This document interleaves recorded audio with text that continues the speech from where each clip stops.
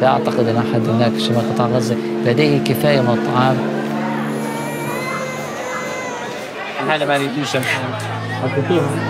والعدد أكبر من الطاقم المتواجد في قسم سوء التغذية. Every day, the cries of hungry children fill the halls of Kamal Adwan Hospital in North Gaza. Some children here at the malnutrition clinic have never known a full meal in their lives. After the Hamas attacks on October 7th, Israel cut off fuel, food and water from Gaza. Within weeks, starvation had spread in the north. Israel doesn't allow foreign journalists into Gaza, so we worked with Palestinian reporters who filmed for us at Kamal Adwan Hospital in June.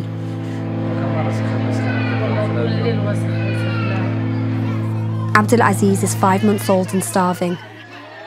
Dr. Ahmed Nasser has been taking care of him with what little resources the hospital has on hand.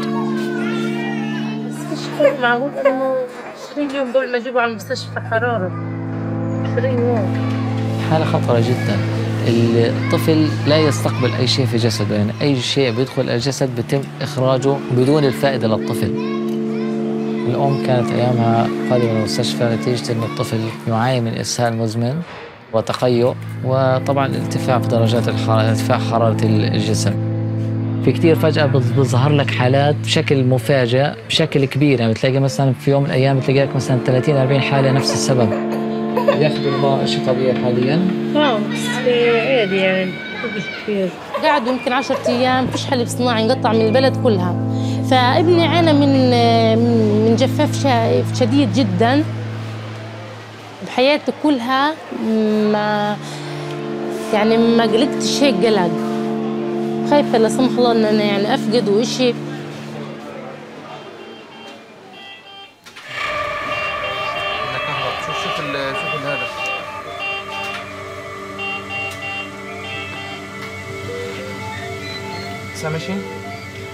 On the second day of filming, Abdulaziz's heart stopped.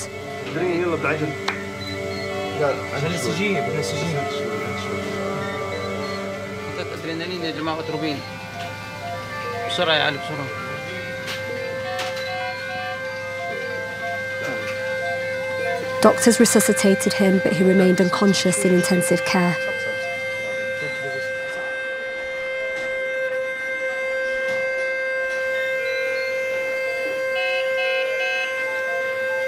The following week, on June 30th, Abdulaziz al-Hurani died. He was one of at least 38 people in Gaza who've died of malnutrition since October 2023. All but one were children.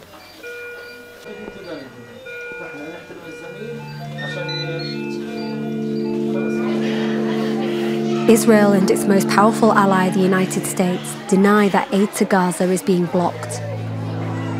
But our reporting has found that Israel has restricted the flow of humanitarian assistance since the start of the war, creating one of the worst man-made famines of the 21st century.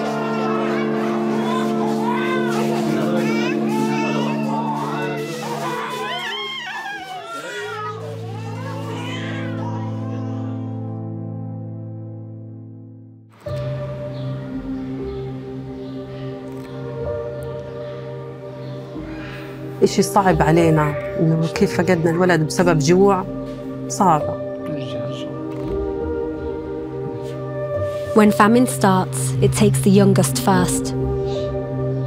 It's been 5 months since Hanan Assaf and her husband Mohammed buried their 2-year-old son, Khalid. This is Khalid in happier times, before the war on Gaza and the starvation that followed. هذه الحرب دمرت كل إشي، بيوت، البني آدمين، الشجر، الحجر، كله تدمر. هذه غرفة ابني الصغير، حرقوا لنا إياه الاحتلال، ما خلونا ذكرى لا أي حاجة. الولد ما كان فيه ولا أي حاجة للأمانة يعني. فجأة الولد بدأ يزن، أكله خف لأنه مش موجود الأكل. كان هو متعود على اللبن، رز، فواكه ياكل الولد، وهذا طبعا من بداية الحرب بدأ يخف شوية شوية شوية لحد درجة إنه انقطع نهائياً. ما كان فيش موجود أبداً إلا الخبازة، ما فيش شيء في السوق. والأسعار خيالية إذا موجود. ولد صار شبه هيكل عظمي، خلص بالمرة يعني، حمله زي المولود. بطل الولد يقدر يقعد ولا يتحرك ولا يمشي، ضعف جسمه نهائياً الولد. أخذته على كمال عدوان، ما كان في طب ولا في علاج أساساً. آخر يومين حطوه في العناية على الجهاز التنفسي. Khalid died of severe dehydration and malnutrition at Kamal Adwan Hospital on February 2nd, 2024. Fears of a famine in Gaza started as early as the beginning of the war. Israeli leaders announced a crippling blockade in response to Hamas's attack on October 7th, in which nearly 1,200 people were killed. 251 were taken captive. אנחנו מטילים מצור מוחלט על העיר עזה. אין חשמל, אין מזון, אין מים, אין דלק. הכל סגור. לא נאפשר סיוע הומניטרי של מזון ותרופות משטחנו לרצועת עזה. Israel launched an unrelenting bombing campaign ahead of a bloody ground offensive. Gaza's health ministry says more than 40,000 Palestinians were killed since the start of the war, most of them women and children. And now famine has spread throughout the Gaza Strip.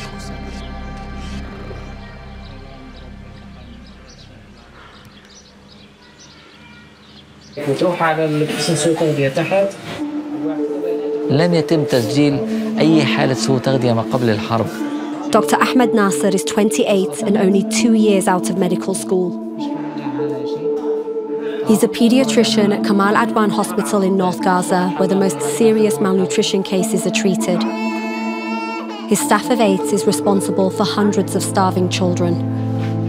غالبية الحالات بتيجي في إسهال مزمن، بتيجي في أمراض في الصدر، لأنه في النهاية سوء التغذية هي تؤدي إلى ضعف للمناعة. كان هذه الأعراض أكثر ما ظهرت بعد 5 شهور من الحرب، وبلشت الأمور تزداد. فالكثير من الأعراض اللي ممكن طبعاً من ضمنها اللي ممكن تؤدي إلى الوفاة. دكتور أحمد، السلام عليكم. ممكن تشرح شوية الوضع اليوم؟ كيف الوضع اليوم في غزة؟ صراحة الوضع الحالات سيء، وفي طرد عدد كبير من الحالات. بالنسبة للقصف في الفترة الأخيرة بدأت تزداد الوتيرة كثير في شمال القطاع. أول مرة ردت أسألك في رأيك منو المسؤول عن الوضع في غزة؟ الاحتلال الإسرائيلي هو المسؤول الأول في النهاية عن اللي بيصير في قطاع غزة بشكل كامل. ما فيش أمان في أي مكان من ناحية القصف والصواريخ والقذائف. بعدين الأكل والشرب مش متوفر.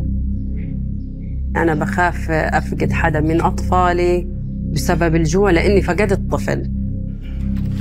قبل كنا نفكر كيف بدنا نجوز أولادنا، نودي أولادنا جامعات، نفكر في المستقبل يعني. هل لقيتها ما بتفكر أصلاً إلا إنك تقدر توفر لأولادك حالياً الأكل والشرب خلاص. Israel has maintained a partial siege on Gaza since 2007 after Hamas was elected. Before the war, an average of 500 trucks of humanitarian aid and commercial goods entered Gaza each day. Now it's less than half that, despite the desperate need. And for months, the trucks that did try to get through were attacked by far-right Israeli groups as police and soldiers did little to stop them. إحنا ناس مدنيين، ما إلنا بأي مشاكل. من أبسط الحقوق يتوفر لنا الأكل والشرب لأهل غزة. By July, independent UN experts said there was a full-blown famine in Gaza. But Israel says that isn't true and blames aid shortages on humanitarian groups. The US won't publicly admit Israel is blocking aid, which is a war crime. It is widely known and documented in the humanitarian community and the US government that Israel has been blocking humanitarian assistance since the start of the Gaza conflict. Stacey Gilbert was a senior officer in the US State Department and specialized in humanitarian assistance. She resigned in May after the Biden administration concluded Israel isn't blocking aid. They have made a policy decision to support Israel unconditionally. We conducted more than 20 interviews with the UN, aid workers and former US officials. They described how Israel restricts aid, denies deliveries and creates bottlenecks. What are those specific ways of aid being blocked? It's everything. There are administrative obstacles, not enough customs officials checking these items. The food that goes bad because it's waiting on the trucks, so it's like a spigot. They turn on, they turn off. They decide that some things can't go in, other things can. Aid workers' visas are denied or delayed, and when the pressure builds, they will allow more assistance in, but then the spigot gets turned off again. So Israel and the United States government will say, look, some assistance is going in. It's never been enough. And they know that. The US gives Israel billions of dollars in security funding each year. There's a US law that prohibits arms transfers to countries that are blocking humanitarian assistance. The administration deliberately denies the facts on the ground because it would trigger consequences to cut off security funding. It allows the weapons sales to continue. The weapons are the engine that fuel this war, and we are not taking responsibility for our role in it. And even when aid crosses the border, Israel makes obstacles for humanitarian workers to deliver supplies inside Gaza. Checkpoints, damage to roads and lack of coordination delayed aid distribution and worsened the hunger crisis.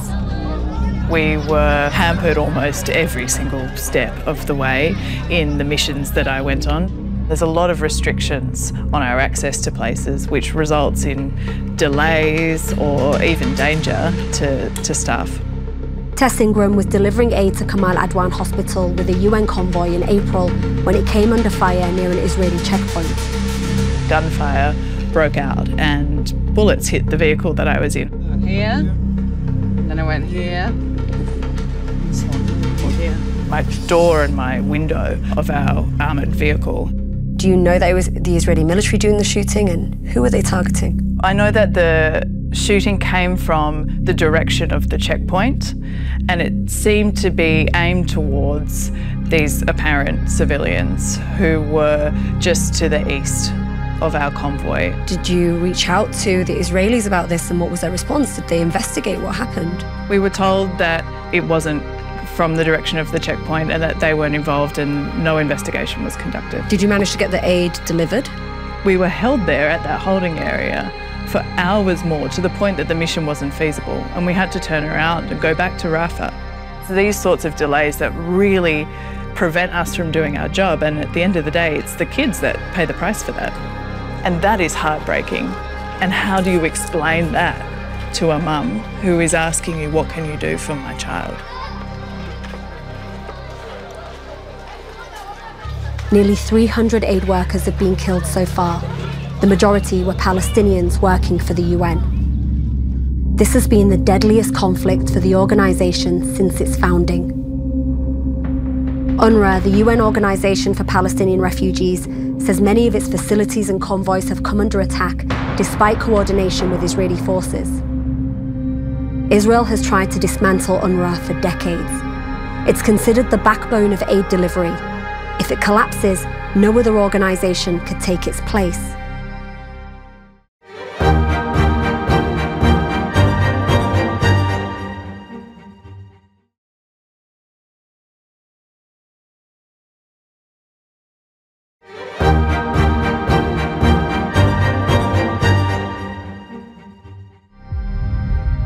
It's not just delivering aid that can be deadly.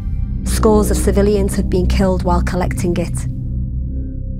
In February, more than 100 Palestinians seeking food from aid trucks in North Gaza were killed, and hundreds more injured after Israeli forces opened fire on them. It's known as the Flower Massacre. So when we hear of the Flower Massacre, it's not one isolated incident that was some accident. We partnered with open source investigators at Forensic Architecture to examine the data behind attacks on people seeking aid. We found more than 40 attacks.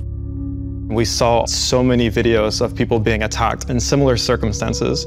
So we actually went through all of those videos and we geolocated as many of them that we could, and we plotted them out on the map. The work we are doing is identifying the repetition of certain tactics. Then we can start to establish a pattern. As we looked into more of these attacks, we started to see that they were systematic in nature and not arbitrary. Looking at it like this, seeing that they're all concentrated here and here, could that be a coincidence? No, so those specific points of concentration, those are where civilians come to receive the aid. The investigation revealed that Israeli attacks didn't just kill civilians seeking aid. We also have attacks on bakeries. They also destroyed key infrastructure that received humanitarian assistance. When aid is initially distributed, flour is distributed to bakeries, bakeries are targeted. When aid starts to be distributed to schools, then schools become the target. Forensic Architecture documented 16 attacks on bakeries between October and November, sometimes while people lined up for bread. And 107 shelters that received aid had been destroyed up until January. We have attacks on aid personnel. This includes civil service workers like police. Then, at the start of the new year, there were attacks on police and civilians who escorted humanitarian convoys. Police had to suspend their operations in escorting the convoys. After that, World Food Program had to suspend its operations as well. And then tribal communities started to step up to facilitate aid. And then we see strikes on those communities, specifically targeting those people. So this is purposeful. This is a purposeful military tactic, according to the data. Yeah, absolutely. The only thing you can conclude from that is that the consistency of attacks shows that it's systematic in nature. I mean, Israeli officials say over and over again that they are not intentionally denying the people of Gaza aid and that they are not guilty of starving Gaza, which is... I think the evidence points to the opposite. They're creating essentially a chilling effect so that it sends a clear message that if you're receiving aid, if you're planning aid, if you're working with it in any capacity, you are at risk, you're in danger. We asked Israeli authorities about the findings of our investigation. They did not respond.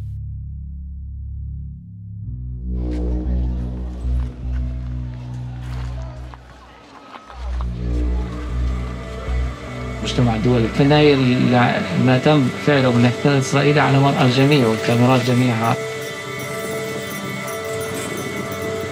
ما تم إيصاله إلى الإعلام هو جزء من المأساة والمجاعة التي يعاني منها السكان شمال قطاع غزة.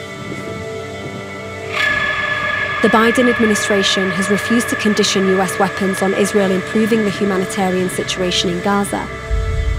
The measures the US has taken, from opening a pier to airdropping aid, have largely been ineffective. عندك رسالة للسياسيين الأمريكيين فشي بسيط إلا نقدر نقلهم أي شيء شو تريدنا نقلهم؟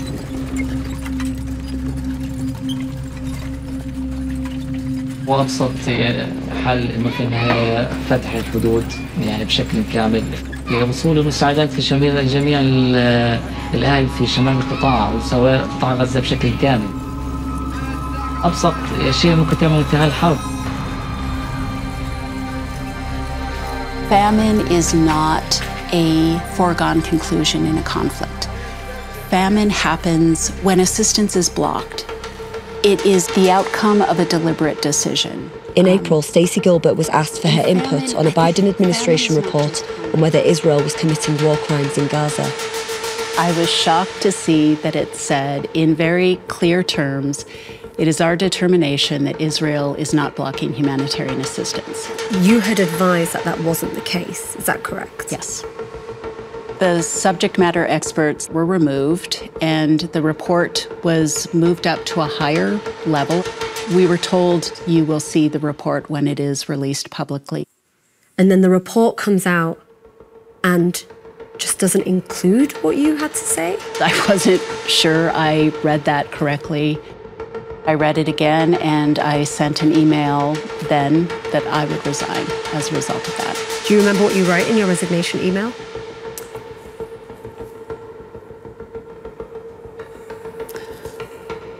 I I said that report will haunt us.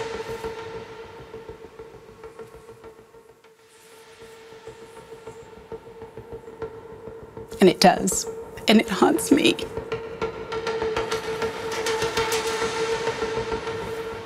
The determination that Israel is not blocking humanitarian assistance is patently, demonstrably false.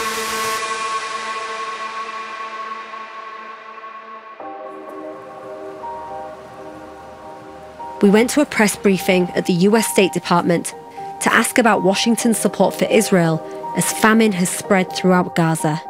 We've had aid organizations and relief groups who've said over and over again that Israel is using starvation as a tactic of war. How do you respond to the allegations of complicity of the US government, and what more will it take for the US to stop Israeli military funding? So, is the United States that has secured all of the major agreements to get more humanitarian assistance into Gaza. Going back to the very early days, the first week after October 7th, when the Secretary traveled to the region and the President traveled to Israel, and together convinced Israel to open Rafah crossing to allow humanitarian assistance in. It has not been enough. There are obstacles.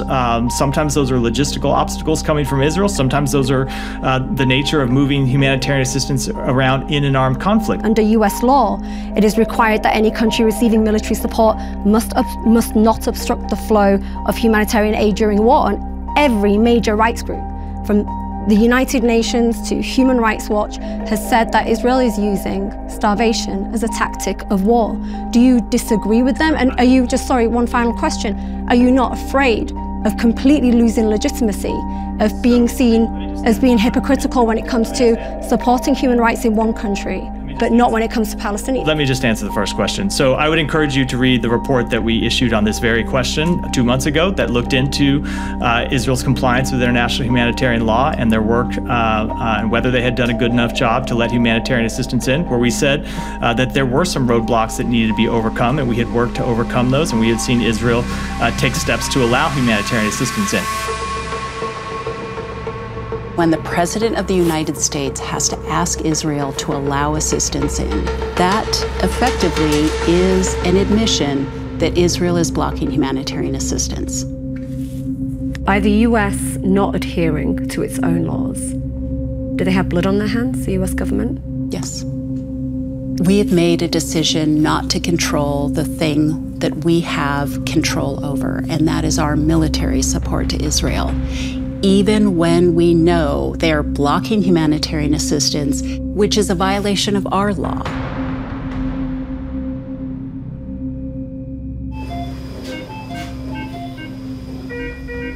When famines happen, it means many lives are already too far gone to save.